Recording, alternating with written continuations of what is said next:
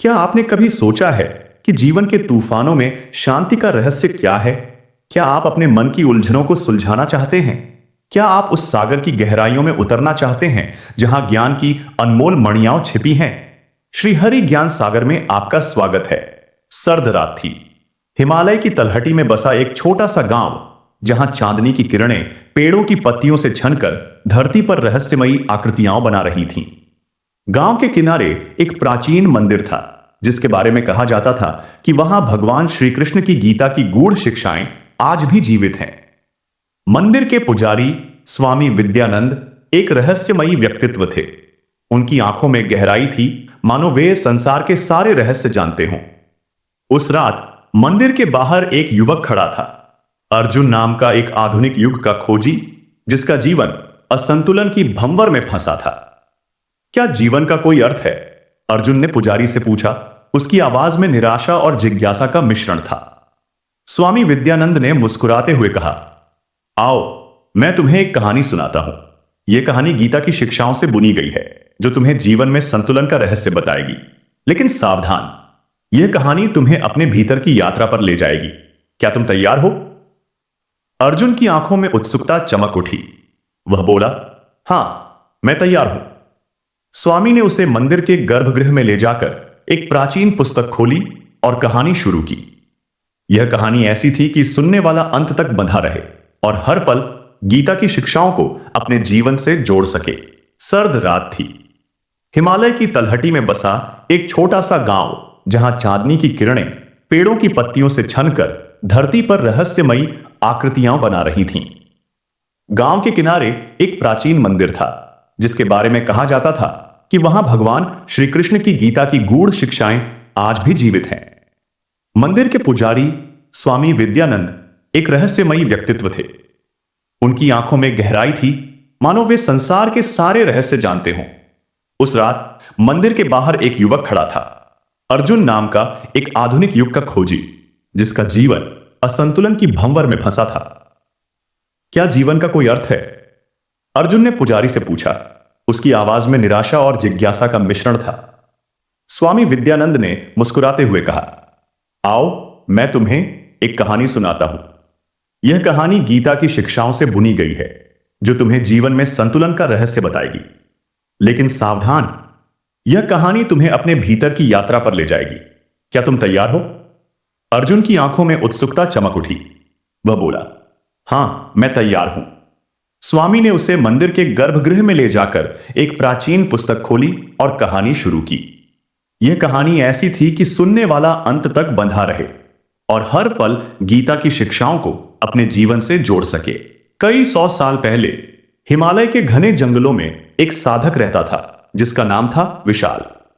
विशाल एक धनी व्यापारी का बेटा था, पर उसका मन सांसारिक सुखों में नहीं लगता था।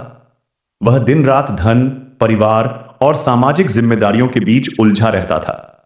उसका जीवन एक तूफान की तरह था। न तो वह पूरी तरह भौतिक सुखों में डूब पाता था, न ही आध्यात्मिक शांति की तलाश पूरी कर पाता था। एक दिन थककर वह जंगल में भटकने लगा। उसकी आत्मा चीख रही थी, मुझे संतुलन चाहिए। मैं न तो सांसारिक बंधनों में बंधना चाहता हूं, न ही सब कुछ छोड़कर सन्यासी बनना चाहता हूं। क्या कोई रास्ता है?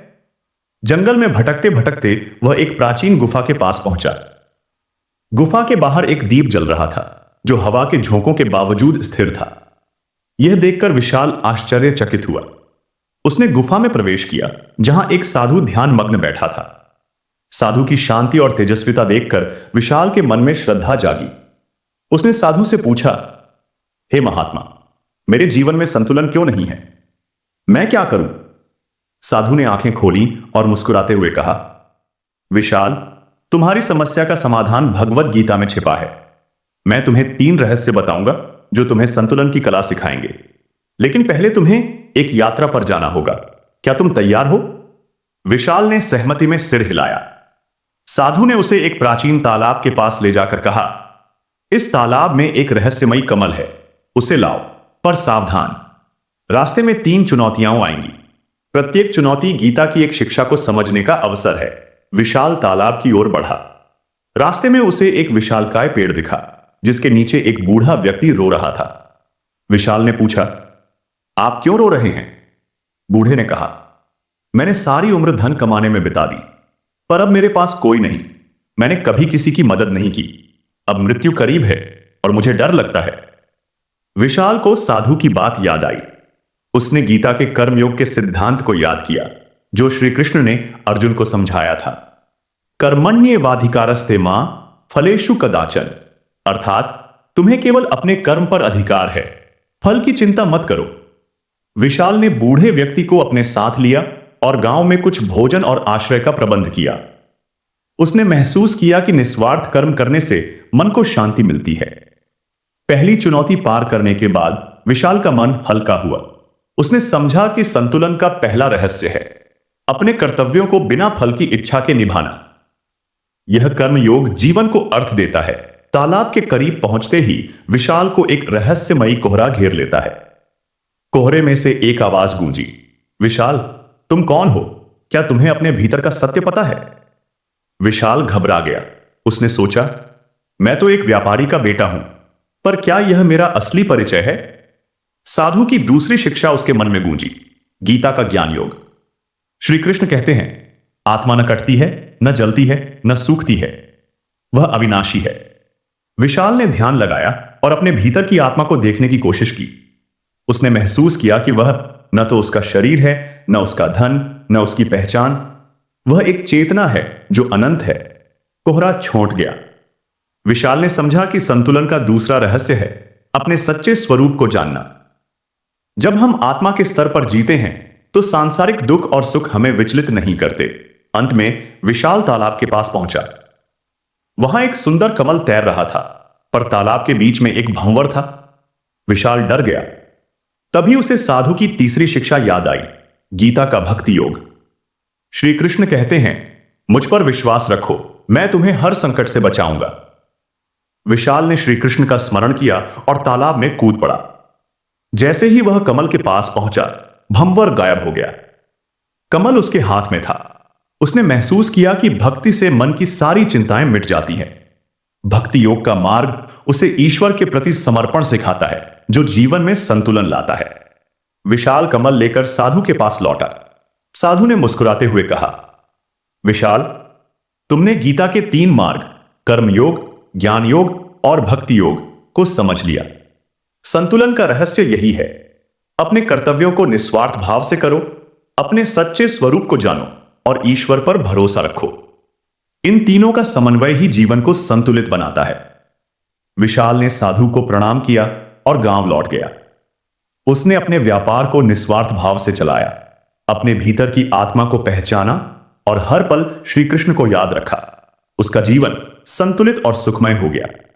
स्वामी विद्यानंद ने पुस्तक बंद की और अर्जुन की ओर देखा। तो अर्जुन, क्या तुमने सीखा कि संतुलन का रहस्य क्या है? अर्जुन की आंखें चमक रही थीं। उसने कहा, हां स्वामी, गीता की शिक्षाएं मेरे लिए अब जीवंत हो गई हैं। मैं अपने जीवन में कर्म, ज्ञान और भक्ति का समन्वय करूंगा। यह कहानी न केवल मनोरंजक है, बल्कि गीता की गहरी शिक्षाओं को सरलता से समझाती है। कर्मयोग हमें कर्तव्य निष्ठा सिखाता है, ज्ञान योग हमें आत्म साक्षात्कार का मार्ग दिखाता है और भक्ति योग हमें ईश्वर के प्रति समर्पण की शक्ति देता है। इन तीनों का समन्वय ही जीवन में संतुलन लाता है। तो क्या आप भी अपने जीवन में संतुलन की खोज पर निकलना चाहेंगे? गीता का यह संदेश आज भी उतना ही प्रासंगिक है जितना हजारों साल पहले था। इस कहानी को अपने जीवन में उतारें और देखें कैसे आपका जीवन शांति और संतुलन से भर जाता है। AUM श्री कृष्णार्पणमस्तु। स्वामी विद्यानंद ने पुस्तक बंद की और अर्जुन की ओर देखा। तो अर्जुन, क्या तुमने सीखा कि संतुलन का रहस्य क्या है? अर्जुन की आंखें चमक रही थीं। उसने कहा, हां स्वामी, गीता की शिक्षाएं मेरे लिए अब जीवंत हो गई हैं। मैं अपने जीवन में कर्म, ज्ञान और भक्ति का समन्वय करूंगा। यह कहानी न केवल मनोरंजक है, बल्कि गीता की गहरी शिक्षाओं को सरलता से समझाती है। कर्म योग हमें कर्तव्य निष्ठा सिखाता है, ज्ञान योग हमें आत्म साक्षात्कार का मार्ग दिखाता है और भक्ति योग हमें ईश्वर के प्रति समर्पण की शक्ति देता है। इन तीनों का समन्वय ही जीवन में संतुलन लाता है। तो क्या आप भी अपने जीवन में संतुलन की खोज पर निकलना चाहेंगे? गीता का यह संदेश आज भी उतना ही प्रासंगिक है जितना हजारों साल पहले था। इस कहानी को अपने जीवन में उतारें और देखें कैसे आपका जीवन शांति और संतुलन से भर जाता है।